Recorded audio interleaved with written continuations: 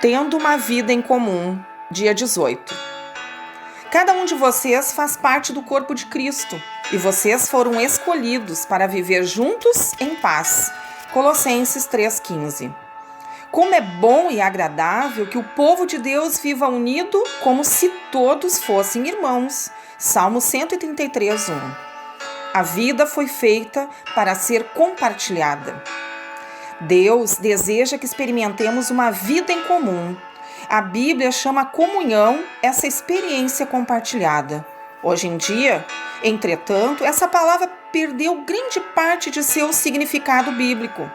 E comunhão ou confraternização quase sempre é uma referência à conversa casual, a alguma atividade social, a comida e a diversão.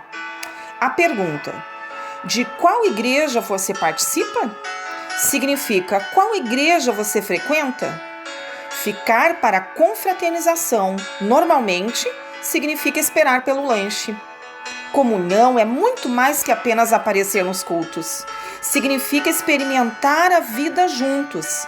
Isso inclui amar de modo altruísta, compartilhar com transparência, servir nas necessidades práticas, autossacrifício, consolar solidariamente e todas as outras atividades seguidas da expressão uns aos outros, encontradas no Novo Testamento.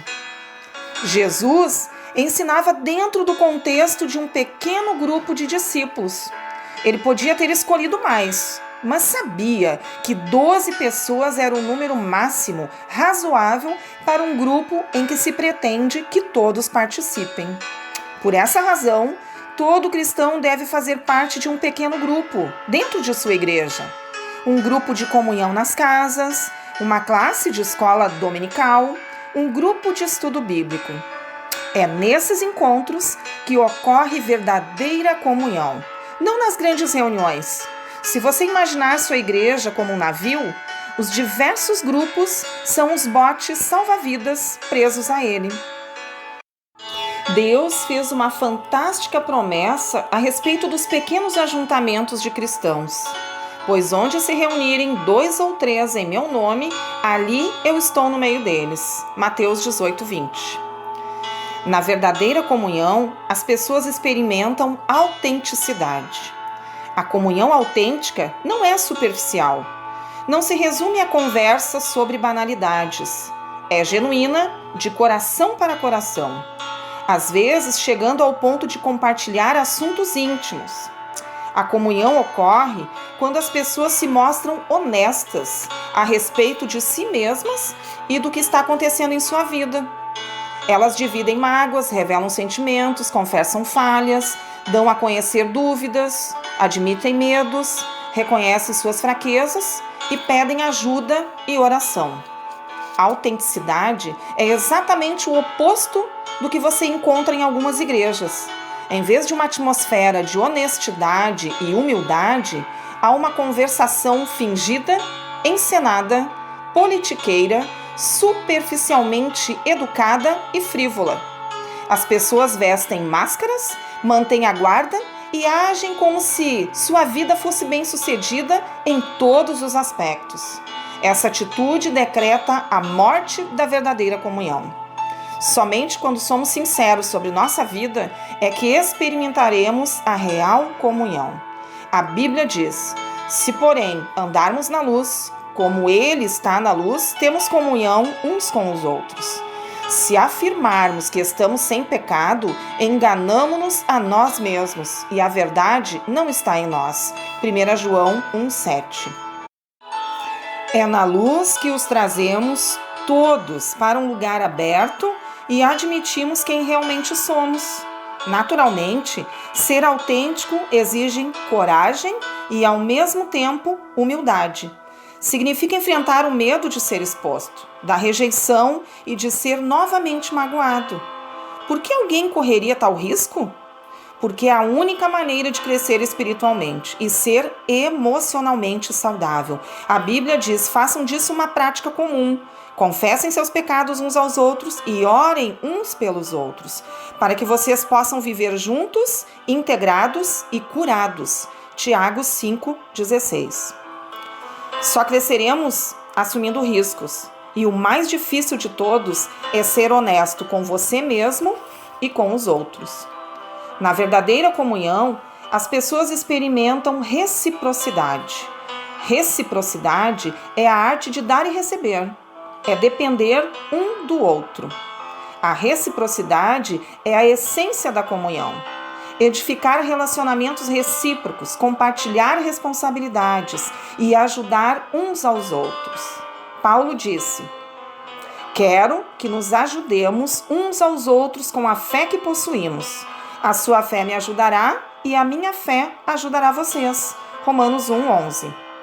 Somos mais constantes em nossa fé quando outras pessoas caminham conosco e nos incentivam. A Bíblia recomenda responsabilidade, incentivo, honra e serviço recíprocos.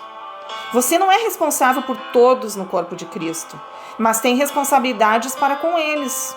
Deus espera que você faça tudo o que puder para ajudá-los. Na verdadeira comunhão, as pessoas experimentam compaixão. Compaixão não é dar um conselho ou oferecer uma ajuda eventual. É penetrar e compartilhar a dor dos outros. A compaixão diz: compreendo o que você está passando. E o que você sente não é estranho nem absurdo. Alguns chamam isso empatia, mas a palavra bíblica é compaixão. A Bíblia diz: como povo santo, sejam compassivos, bondosos, humildes, mansos e pacientes. Colossenses 3:12. A compaixão satisfaz duas necessidades fundamentais do ser humano: a de ser compreendido e a de ter seus sentimentos respeitados. Compreender e respeitar o sentimento de alguém abre caminho para a comunhão. Há diferentes níveis de comunhão, cada um adequado a um momento diferente. Identificamos os níveis mais básicos de comunhão no ato do compartilhamento e nos grupos de estudo bíblico. Num nível mais profundo, temos a comunhão de serviço e a comunhão de sofrimento. A Bíblia ordena: compartilhem os seus problemas e aflições uns com os outros e, dessa forma, obedeçam à lei de Cristo. É em tempos de crise, tristeza e dúvidas profundas que mais precisamos uns dos outros. Quando as circunstâncias nos esmagam a ponto de nossa fé vacilar, é que mais precisamos de amigos cristãos. Precisamos de um grupo de amigos que tenham fé em Deus, por nós, e nos ajudem a superar as dificuldades. Em um grupo menor, o corpo de Cristo é real e palpável, mesmo quando Deus parece distante.